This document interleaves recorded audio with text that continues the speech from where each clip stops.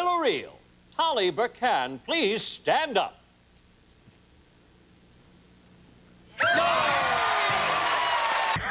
And he is the best dressed firewalker I've ever seen in my life. Looked like, as I said, an investment banker. Can we look at the bottoms of your feet? It's been a while since we've had a call for bare feet on our program. My wife said, wash your feet. They may ask you to show your feet. This is kerosene. Because we're doing this during the day, you can't see how deep red and orange these glowing coals are. And so I'm going to throw a little kerosene on here so that your viewers can appreciate the fact that this is very, very hot. All right, fine. Wow. Oh, here goes Tolly. Here goes Tolly. Okay. It has less to do with the fire beneath their feet and more to do about the fire that burns within their soul. Now, a lot of companies out there, Coke, Microsoft, MetLife, are all starting to use firewalking to get their employees to challenge themselves. Real estate salespeople like Rich Levinson have come to this RE/MAX seminar for tips on how to increase sales. Burkan says if you can walk on fire, selling houses is easy. What I do is I inspire people to use more of their potential. All right. What real estate agent breaks boards with his bare hands? Tolly shows them they can. Then Burkan ups the danger ante by having salespeople snap an arrow with their neck. Yes! Now they're starting to realize it may be possible to do some of these things that I believed were impossible to do. Let's rake out these coals.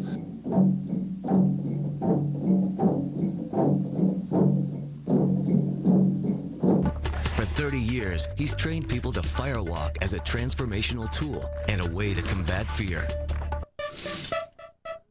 Before you learn to walk on hot coals, you have to learn to walk on broken glass.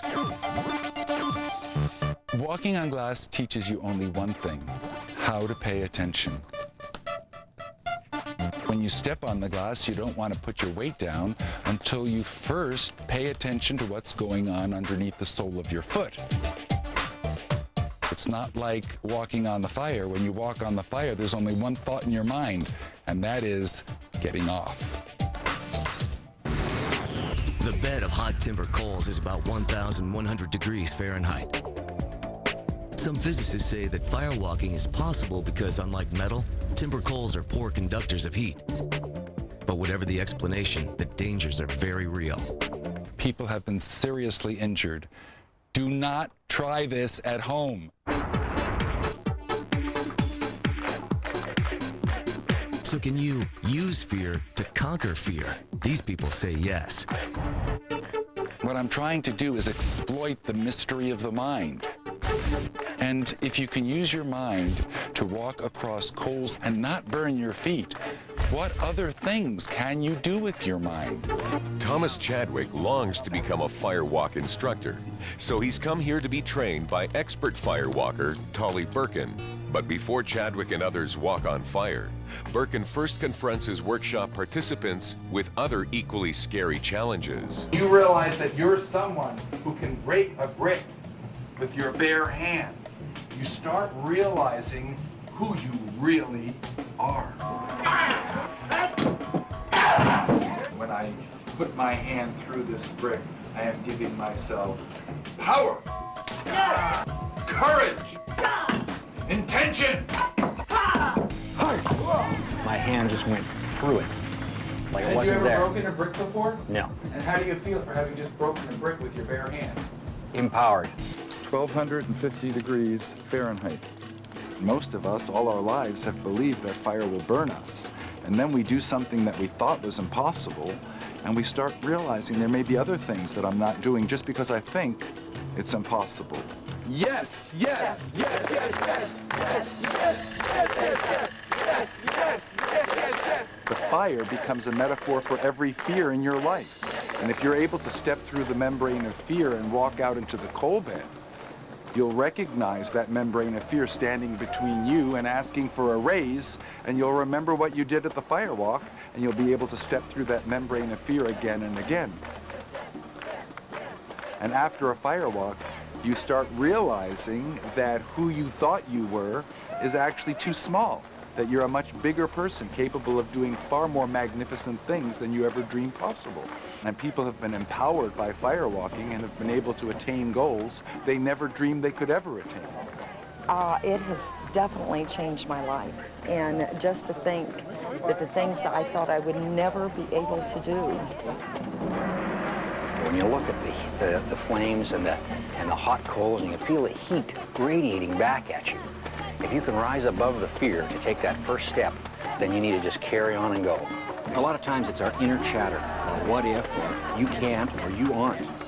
And those kinds of sentences serve to drag us down. And if we select only empowering thoughts, then we become empowered. If a person has believed all their life that they couldn't walk on fire, in just one evening, I've changed that person's life forever. Cool, soft, snow.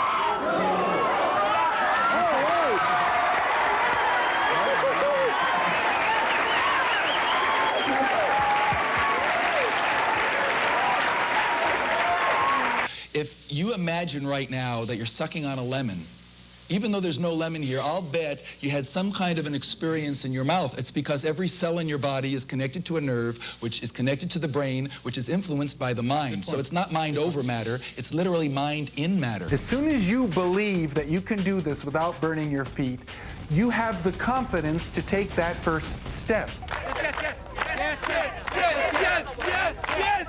As soon as you walk into the fire with a belief that you're not going to burn your feet, you are in a different physiological state than the person who thinks they're going to get burned. This is 50 pounds of broken glass. I broke pickle jars and wine bottles. And if you go very slowly and you pay attention, you don't put your weight down until you're sure that you're being supported by all the points and edges. And if there's one very sharp spike, you just flip it over on its side. And this gives people an actual experience of what it means to pay attention 100%. Because you can be sure right now that I am definitely paying attention to what's going on with the bottoms of my feet. And I've done this with thousands of people, and not one person has been cut. Hi, Shelley, I'm Tolly. Hi, Tolly, nice to and meet let you. me explain what we have here. These are arrows. They are real arrows, and if you want to hold one up for your camera, you can see that there's a point. It's sharp. And I just touched it. What we're going to do is, I'll let you hold this one. I'm going to put this arrow in the very softest part, this V in my throat right here. I'm going to put the other end against the wall, and I'm going to push as hard as I possibly can. Now, when you do this, you're likely to notice there's going to be a little voice going through your head, and in a moment, we're going to look at that voice. But first, let me demonstrate how it's done. You put the feathered end against the wall, and then you push as hard as you can, and instead of being impaled, the arrow will snap. Now, the only thing that stops people from doing this is fear, because they're afraid they're going to hurt themselves. I was afraid the wall was going to fall. And I want to assure you, I've done this also with thousands of people, and nobody has been impaled by the arrow. And so, put one end against Shelley, the wall. wait. Are you sure you want to do this? Yeah, I want to do it. Okay. Okay, now put the arrow why against... do you want to do this? Okay, well, because I do have the fear, so. Now, we're going to put the feathered end against the wall. Oh, I'm sorry. I was trying to give her a break. Now, before you push, Shelley, tell everybody, what are you thinking right now? I'm hoping I don't get stabbed by this. Okay, now, this is very important. As soon as you start holding pictures in your mind of getting stabbed, it's going to rip you off. You don't want to push 100% if you're holding that thought in your mind. So what thoughts can you hold right now that would enable you to go 100% and push against the wall? That I will break the arrow. I will break the arrow. You can do it. I can. I must. Can you help her get it in the right part of her neck? Okay. I don't want to take any chances here, All right, Tolly. put it right there. Put one foot ahead of the other so you've got a nice, strong base. And if you feel a little pinch, just keep pushing. The arrow will break.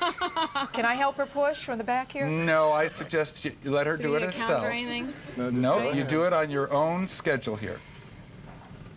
Big breath. Oh, excellent job. Excellent. Now let me... Are you okay? Yeah.